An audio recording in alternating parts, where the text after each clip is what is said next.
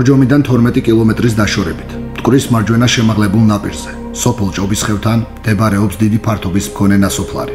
განლაგებულია ტყიან ტერასებად, რომელთა რაოდენობაც დაახლოებით 10 სახლწევს. საანგარიშო წელს გაითხარა სულქვედა ტერასაზე შემონახული ნასახლარი. მიწაში წმენდისას წავაწყდით ადამიანთა ძვლებს. ჩანდა რომ იგი დაკრძალული არ უნდა ყოფილიყო. მიცვალებული მარცხენა მხარეზე წოლილვა, მარცხენა ფეხი მოხრილი, ხოლო მარჯვენა გამართული ჰქონია, ხელები გაშლილი. მისგან 9 მეტრის დაშორებით აღმოჩნდა ბავშვის თავის ქალის ნატეხები, ხერხემლისა და ხელის ძვლები კედელზე აკრული. ისეთი შთაბეჭდილება შეიქმნა, თითქოს ბავშვი კარებთან კუთხეში მიმჯდარი დაღუპულა. შესაძლებელია აღარავინ დარჩა, რათა მათი ნეშტი მამა პაპური წესით მიებარებინათ მიწისთვის. თორი ლიკანის არქეოლოგიური ექსპედიცია 1969 წელი. მოგესალმებით, მე გახლავართ გიორგი თავაძე და გიბრუნდებით რა თქმა უნდა დაკარგული დიდებული მესხეთის ახალი სიუჟეტი. დღევანდელ სერიაში თქვენი ხილავთ მესხეთის ისტორიულ თორის მხარეში შემორჩენილ ნასოფლარს და ნასახლარს, რომელიც ცნობილია გოგიჩაანთღელის სახელით.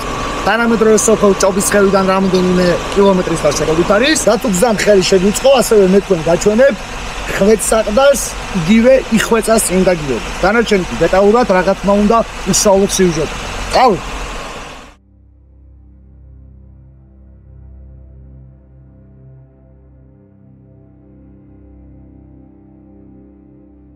ნაწყვეტი, რომელიც თქვენ დღევანდელი სიუჟეტის პროლოგში მოისმინეთ, წარმოადგენს ნაწილს სამეცნიერო ანგარიშისა, რაც შედგენილ იქნა გასული საუკუნის 60-იანი წლების დასასრულისა და 70-იანი წლების დასაწყისში განხორციელებული ექსპედიციის შედეგად. ამ პერიოდში გიორგი ლომთათიძის, გიორგი ნასიძის, ზურაბ კალანდაძის, გიორგი გოგოლაძის და ვოვა კანდელაკის უშუალო ჩართულობით ჩატარებული იქნა სამეცნიერო კვლევა, რომელიც ცნობილია თორი ლიკანის არქეოლოგიური ექსპედიციის სახელით. სწორედ ამ უკანასკნელის წყალობით გამოდის პირველად სააშკარაოზე ისტორიული თორის ხეობაში მდებარე ნასოფლარი, რომელიც მთის ფერდზე ტერასებად გაშენებული საუკუნეთა განმავლობაში ხეებითა და ძეძვნარით იყო დაფარული. ასევე ამ პერიოდიდან ხდება ცნობილი ორი ტოპონიმი, რომლითაც ამალაგზე მყოფი ნასახლარები მოიხსენიება. ერთის სახელწოდება ეს გახლავთ ნადიკურები, ხოლო მეორის გოგიჩაანთღელე. ნადიკურებად ნასახლართა ყველაზე დაბლა მდგომი ტერასა იწოდება, ხოლო ზედა ტერასებზე არსებულ ნაგებობებს კი გოგიჩაანთღელის უწოდებენ. სანამ უშუალოდ ტოპონიმებზე დავიწყებდე საუბარს, თქვენს ყურადღებას გავამახვილებ აქ არსებულ ნაგებობათა სტრუქტურაზე, რომელიც თავის მხრივ უნიკალურს ხდის ამ ისტორიულ ქართულ ხუროთმოძღვრების ნიმუშს. ახლა კადრში ხედავთ ეგრეთ წოდებულ გოგიჩაანთღელეში არსებულ შენობას. და თუ მას კარგად დააკვირდებით, თვალნათლივი ხდება ერთი გარემოება. სამშენებლო მასალად გამოყენებულია დიდი ზომის, ერთმანეთისაგან განსხვავებული ქვები, რომელთა დასაკავშირებლად აბსოლუტურად არავით არის შემადუღაბებელი საშუალება არ არის გამოყენებული. რაც იმას ნიშნავს, რომ ისინი წარმოადგენენ ეგრეთ წოდებულ მშრალი წყობის შედეგად მიღებულ პროდუქტს. ასეთი მშენებლობის ტიპს მეგალითურს, მეორენაირად ციკლოპურს უწოდებენ. თავად სიტყვა მეგალითი ბერძნული ენიდან მომდინარეობს და სიტყვა სიტყვით ითარგმნება როგორც დიდი ზომის ქვა, იგივე ლოდი. ვინც დაკარგული დიდებული მესხეთის სერიებს თვალს ადევნებთ, აუცილებლად გაგახსენდებოდათ ისეთი სიუჟეტები, როგორიც იყო სარო, ქილდა ან თუნდაც თორი, სადაც მსგავსი სტილით ნაშენი ნაგებობები უკვე მაქვს თქვენთვის ნაჩვენები. ნებისმიერ ალაგს, სადაც ვაწყდებით მეგალითებს, ეს ნიშნავს იმას, რომ აქ ცხოვრება ჯერ კიდევ ჩვენს წელთაღრიცხვამდე ყოფილა. სწორედ რომ ქრისტესშობამდე პერიოდში უზარმაზარ ქვათაგან უკიროთ იგებოდა როგორც საცხოვრებელი, ასევე სამეურნეო სახის ნაგებობები და ისინი წარმოადგენდნენ იმ ქვითკირის შენობათა წინამორბედებს, რომლებიც საუკუნეთა შემდგომ იქნა დანერგილი. მაგალითად, თუ გადავხედავთ ქართულ საისტორიო სახის ხელნაწერებს, ლეონტი ბროველი წერდა შემდგომს: მან არ დამმან მოზღუდა მცხეთა ქალაქი ქვითკირითა და აქამდე არა იყო ქართლსაშინა საქმე ქვითკირისა. ამის გამო დაისწავლეს ქართველთა ქვითკირი. მროველის სეულ ჩანაწერში ხსენებული არდამი გახლავთ ჩვენს წელთაღრიცხვამდე მეოთხე საუკუნეში ქართლში მოღვაწე სპარსი ერისთავი, რომელიც მემატიანის მიერ დასახელებულია ერთ-ერთ პირველად, ვინც აზიარა ქართველები მშენებლობის ისეთ სტილს, სადაც უკვე გამოიყენებოდა კირი. ამ უკანასკნელის თანახმად ქართლის მაგალითზე შეგვიძლია ვივარაუდოთ, რომ ჯერ კიდევ ძველი წელთაღრიცხვით მეოთხე საუკუნემდე ჩვენი წინაპრები, როგორც ხუროთმოძღვრები, წარმოადგენდნენ მხოლოდ და მხოლოდ მეგალითურ, იგივე ციკლოპურ ნაგებობათა მაშენებლებს. რაც ამავდროულად მეტყველებს იმაზე, რომ მშენებლობის ეს სტილი ფართოდ უნდა ყოფილიყო გავრცელებული დღევანდელ საქართველოს ტერიტორიაზე. მაღალს გორასა ზედა ნაშენი, არამედ საკვირველი, რამე თუ დიდროანითა ლოდითა შენი, რომელი კაცთაგან არა შესაძლებელ არს მისი ქმნა. ძველად იწოდა გმირთ ნაკვეთი და იყო ციხე. ეს გახლავთ მე-18 საუკუნეში მოღვაწე ვახუშტი ბატონიშვილისეული ჩანაწერის ნაწყვეტი მისსავით ხსულებიდან აღწერა სამეფოსა საქართველოსა. ვახუშტი საუბრობს ჯავახეთში, ფარავნის ტბის სიახლოვეს არსებულ ნაქალაქარ შაორის ციხეზე, ხოლო მის დახასიათებისას მნიშვნელოვანია ისეთ სიტყვათა კავშირი, როგორიცაა გმირთ ნაკვეთი. ეს უკანასკნელი გახლავთ ქართული შესატყვისი საერთაშორისო სამეცნიერო სახელწოდების მეგალითის, იგივე ციკლოპურის. ამას გარდა თავად ტერმინი გმირთ ნაკვეთი მეორენაირად კი გმირთ კვეთილი თავად აღნიშნავს, რომ როგორც გვიან, ასევე განვითარებულ და ადრე შუა საუკუნეების მოღვაწე ქართველებს, მათზე კიდევ უფრო შორეულ წინაპართა მიერ მშრალი წყობითა და დიდი ზომის ლოდებით ნაშენი ნაგებობები მიაჩნდათ არა ადამიანთა ხელით შექმნილად, არამედ იმ დიდი ზომისა და ძალის პატრონთა მიერ, რომელთაც გმირების, დევგმირებისა და ციკლოპების სახელით მოიხსენიებდნენ. სხვათა შორის აქვე უნდა ითქვას ისიც, რომ მსგავსი წარმოდგენები არა მარტო საქართველოში, არამედ მსოფლიოს აბსოლუტურად ყველა იმ ქვეყნის მაცხოვრებლებს გააჩნდათ, სადაც არსებობდა და არსებობს მეგალითები. თუ გოგიჩაან დღელეში მდებარე ამ კონკრეტულ შენობას დავაკვირდებით, შემდეგ გარემოებებს აღმოვაჩენთ. პირველი, რაც თვალში გვხვდება, სხვადასხვა ზომისა და ფორმის ქვებია, რომლებიც ერთმანეთზე მჭიდროდაა დაბჯენილი. ერთი შეხედვით უსორმასორო ქვები. რეალურად ისეა მოჭრილი, რომ ყოველი მომდევნო მის წინამორბედზე ჯდება, ისე როგორც სპეციალურად დამზადებული ასაწყობი კუბის ფილები. მეორე, ასევე შეიმჩნევა მცირე ზომის ქვის ნატეხებიც, რომლებიც დიდ ლოდთა გადაბმებშია შესმული. მესამე კი კონუსური ფორმის ქვის გადახურვაა, რასაც ამ ნასოფლარში მოსული ადამიანი ვერაფრით ვერ წარმოიდგენს, სანამ უშუალოდ ნაგებობის ინტერიერში არ მოხვდება. თუ მის ბაზალტის დამუშავებული ქვებისგან შემდგარ კედელს თვალს ზევით და ზევით ავაყოლებთ, დავინახავთ იმ უნიკალურ კონუსურ ფორმის სახურავს, რომელიც ბანით გვირგვინდება. გოგიჩაან დღელის ნასოფლარში შემორჩენილი დარბაზები განეკუთვნებიან იდეალურ ნიმუშს ძველი ქართული ხუროთმოძღვრებისა, რაც გამოხატული იყო ქვის კონუსურ გუმბათოვან ნაგებობებში. გარდა ამისა, ნასოფლარის უნიკალურობა მდგომარეობს იმაშიც, რომ აქ არსებული ცივილიზაცია თავისი არქიტექტურით, რომელიც სათავეს იღებს ჯერ კიდევ ძველი წელთაღრიცხვიდან, გარდაიქმნა და შეერწყა ქრისტეშობის შემდგომ პერიოდს და მთლიანობაში აქაურობა ჩამოყალიბდა მე-11-13 საუკუნეებისათვის შესაფერის საცხოვრებელ კომპლექსად. ესე იგი, დასკვნის სახით შეგვიძლია თავისუფლად ვთქვათ, რომ გოგიჩაან დღელე წარმოადგენს წინარე ქრისტიანულისა და ქრისტიანულ ეპოქათა სინთეზს. ადგილი, რომელსაც თქვენ ახლა კადრში ხედავთ, მიიჩნევა ნასოფლარის ცენტრალურ ნაწილად. თუ მასში არსებულ ნაგებობათა ფასადებს დავაკვირდებით, მართლაც შუა საუკუნეებისათვის დამახასიათებელი დასახლების წარმოდგენა შეგვექმნება. მაგრამ თუ ინტერიერში გადავინაცვლებთ, კვლავ წავაწყდებით მშრალი წყობით, ბაზალტის ლოდებით ნაგებ კედლებს, რომელიც ძირიდანვე ზევით მიმავალი თანდათან ვიწროვდება და ქმნის ცრუ გუმბათს, მის ცენტრში კი გაჭრილია ბანი. რათა მოხდეს როგორც შიდა სივრცის სინათლით უზრუნველყოფა, ამავდროულად შუა ცეცხლიდან წამოსული კვამლის გარეთ გასვლა. ამ ცენტრალურ უბანში ასევე უნდა ყოფილიყო ქრისტიანული ტაძარიც, რომელიც ჩვენ და სამწუხაროდ დღეს ნაეკლესიარსღა წარმოადგენს. სამლოცველოსაგან შემონახულია მხოლოდღა საკურთხევლის კედლის ფრაგმენტი და ტაძრის ქვა მასზე რელიეფურად ამოკვეთილი ჯვრით. ისტორიულ ნასოფლარზე მომუშავე მეცნიერები ხაზგასმით აღნიშნავდნენ იმ ფაქტს, რომ აქაურობა განეკუთვნებოდა საკმაოდ მაღალი განვითარების საფეხურზე მყოფ დასახლებათა რიცხვს, რომელიც ამავდროულად წარმოადგენდა ამიდამოებში გაბატონებული ფეოდალის რეზიდენციას.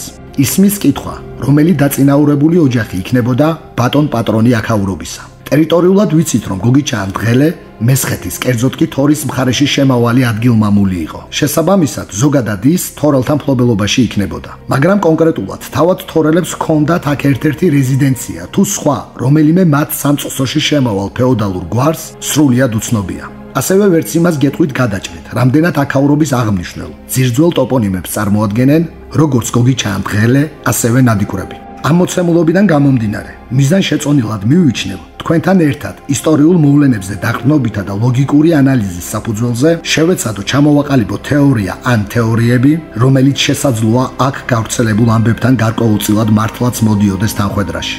თავდაპირველად საუბარი დავიწყოთ ტოპონიმებზე. სახელი ნადიკვარი, რომლითაც ნასოფლარის ყველაზე ქვედა ტერასა იხსენიება, მარტივი ასახსნელია. რამე თუ ძველ ქართულში, როგორც ნადიკვარი, ასევე ნადიკვალი განიმარტება ისეთ მამულად, რომლის მიწაზეც ძირითადად ითესებოდა დიკა. დიკა თავის მხრივ განეკუთვნება ძველი ქართული ხორბლის ჯიშს. შესაბამისად, ნასოფლარის ამ კონკრეტულ უბანში მიწათმოქმედების უმთავრეს პროდუქტს ხორბლის ეს სახეობა წარმოადგენდა, რის შედეგადაც ან თავიდანვე ნადიკვარად იწოდებოდა აქაურობა, ან გასული საუკუნის 70-იან წლებში განხორციელებული თორი ლიკანის ექსპედიციისას ჩატარებული არქეოლოგიური გათხრების თანახმად იწოდა. რაც შეეხება დანარჩენ ნასახლართა ძირითად უბნებს, რომელიც გოგიჩან დღელის სახელით იხსენიება, აქ კიდევ უფრო ბუნდოვან სურათს ვაწყდებით.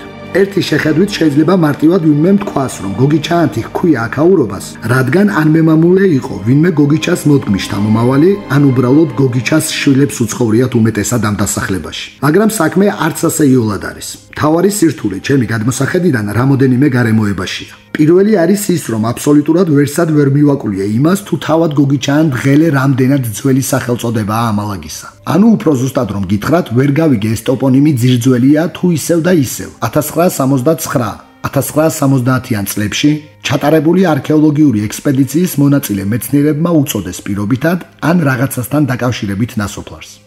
თქვათ და ეს ესე არ არის და მართლა ძველი სახელწოდება ამალაგისა გოგიჩან დღელეა. მაშინ უნდა დავიწყოთ ძიება ისტორიულ მესხეთში მაცხოვრებელ იმ ფეოდალური ოჯახისა, რომელთა წევრებიც იხსენიებოდნენ გოგიჩანთებად, ანუ გოგიჩას შვილებად. ჩვენამდე მოღწეულ მემატიანეთა ჩანაწერებში ასეთი სახელით არც რომელიმე მესხი ფეოდალი და არც მისი ოჯახის ჩამომავალნი არ იხსენიებიან. ერთადერთი ასე ვთქვათ მონათესავე, დაწინაურებული ფენის წარმომადგენელთა სახელებს შორის გოგიჩასთან მიმართებაში არის გოგიბა, რომლის შტოც იწოდებოდა გოგიბას შვილად. ეს უკანასკნელნი ძირითადად იყვნენ სამცხის მემამულეები, რომელთა მფლობელობაში მყოფ მიწათა ფართობი მათი აღზევებისა და დამცრობის პროპორციულად იზრდებოდა. თუ გოგიბას შვილებს ვირწმუნებთ ამ იდუმალებით მოცულ ნასახლართა ბატონ პატრონებად, მაშინ უნდა ვთქვათ, რომ სახელ გოგიბაში ასიმილაციის შედეგად ხალხურ ზეპირსიტყვიერებაში ასობგერა ბ იქცა ჩ და მივიღეთ გოგიჩა, რომლისგანაც გვაქვს გოგიჩანთ კუთვნილების გამომხატველი სახელწოდება. მაგრამ ეს ხომ არც ერთი ჩვენამდე მოღწეული ისტორიული ჩანაწერით არ დასტურდება და საერთოდაც ამ ტერასულად განლაგებულ ნასახლართა კომპლექსზე არავითარი ცნობა არ მოიპოვება. მაშინ ხალხური გადმოცემაო, რომ ვიძახი ესეც ცოტა არ იყოს უხერხულად ჟღერს. რამე თუ ვინც დაკარგული დიდებული მესხეთის სერიებს თვალს ადევნებთ, გემახსოვრებათ, რომ თორისა და მასში შემავალი სოფლების შესახებ მე არაერთხელ მithქვამს მე-16 საუკუნის დასაწყისიდან მოყოლებული, როგორ ერთმანეთის მიყოლებით იცლებოდა და პარტახდებოდა აქაური დასახლებები. თან ისე რომ თითქმის 3 საუკუნის განმავლობაში მათი აბსოლუტური უმრავლესობა საერთოდ უკაცრიელს წარმოადგენდა. თან ამას დამატებული გოგიჩან დღელის შემთხვევაში სიტუაციას კიდევ უფრო ის ართულებს, რომ ამ ტერიტორიაზე წარმოებული არქეოლოგიური გათხრების საფუძველზე აქ ცხოვრება მე-14 საუკუნეშივე დასამარდა. შესაბამისად, სხვა სოფლები თუ მიახლოებით 300 წლის განმავლობაში იყო დაცლილი, აქაურობა საერთოდაც მინიმუმ 500 წელი უკაცრიელს წარმოადგენდა. სერიის დასაწყისში ჩემს მიერ მოყვანილი ამბის ნაწყვეტი, რომელიც 1969-1970-იანი წლების თორი ლიკანის ექსპედიციის დასკვნითი ნაშრომიდან იყო, ერთადერთი წყაროა, რაც მიგვანიშნებს აქ მომხდარ უბედურებაზე. საუბარია ადამიანთა ძვლებზე, რომელიც საცხოვრებელ ნაგებობათა შიგნით მიწის ძალიან მცირე ფენების მოხსნისთანავე გამოჩნდა. პირველ რიგში ეს ხას უსმევს იმას, რომ ისინი მამაპაპეულ კერაზე ისე დახოცეს, მიწის მიმყრელიც კი აღარავინ დარჩათ. ხოლო მეორე დარბევა, რომელიც აქ მოეწყო, დაუნდობლად მთელი სისასტიკით იყო განხორციელებული. ამას მოწმობს დაღუპულთა ნეშტებს შორის ბავშვის ჩონჩხი, რომლის გარდაცვალებაც თავზე მიყენებულ ჭრილობას უნდა გამოეწვია. თავის ქალად ჩამტრეული მცირე წლოვანი ჯდომარე მდგომარეობაშია გარდაცვლილი, თან საცხოვრებელი სახლის კართან კუთხეში. როგორც ჩანს, ის დამალვით ცდილობდა იმ გამძვინვარებული მტრის მახულისაგან გადარჩენას, რომლის რაზმაც მთლიანად სოფელი ამოწყვიტა. ზემოთ ჩამოთვლილ ამ მძიმე მოვლენებს თუ დავაჯამებთ, მივიღებთ შემდეგს, რომ ტერასებად განლაგებული მაღალი განვითარების დონეზე მყოფი მესხური უბნები, რომელიც მთლიანობაში ერთ სისტემაში მყოფ დასახლებას წარმოადგენდა, გახდა მსხვერპლი განსაკუთრებული სისასტიკისა, რაც მოსულმა მტრის რაზმებმა გამოიჩინეს. და ამასთან ერთად ეს ყველაფერი იმდენად მასშტაბური ყოფილა, რომ მოსახლეები განურჩევლად კაცის, ქალისა და ბავშვისა პირდაპირი მნიშვნელობით კერაზევე დაუკლავთ. როგორც უკვე აღნიშნე, აქ მომუშავე მეცნიერთა წყალობით, ჩვენ ვიცით, რომ სისხლისღვრა, რომელმაც უკაცრიელი გახადა აქაურობა, უნდა მომხდარიყო მე-14 საუკუნეში. გადავხედოთ ჩვენი ქვეყნის სისხლიან წარსულს, იმ მიზნით, რომ ის მაინც თქვათ გადაჭრით, გარეშე მტრებიდან თუ რომელმა აქცია ეშესანიშნავი ძველი ქართული დასახლება ნასოფლარად. მოვიდა თემურ ყოვლითა სპითა, შემუსრა ყოველი ციხენი და დააქციუნა ყოველნი საყდარნი, მონასტერნი და ეკლესიანი და დაფარა ლაშქარმან მათმან ყოველნი მინდორნი, თანი და ტყენი, კლდენი და ხევნი, დავითარცა ზღვამან დაფარა ყოველი ესე ქვეყანაი. ბევრი სისხლისაგან, რომელიც შარიათის მიწაზე დაანთხიეს, მიწის ზედაპირი ლალისფერად შეიღება და გვამთა სიმრავლითა, რომელიც ერთმანეთზე ეყარა ლეშად, ველი კიდით კიდემდე მთად გადაიქცა, კალთებზე კი სისხლის ნაკადულები მოედინებოდა. მოკლეს და მოაუხრეს ყოველი ქვეყანაი, ქართველნი რომელ მორჩილ ექნა, თან წარიყვანა და რომელიც არ ამორჩილ ექნეს, მოსრნა პირით ამახვილისათა, ისმოდა ვაივაგლახი ქრისტიანთა ტომთა ზედა.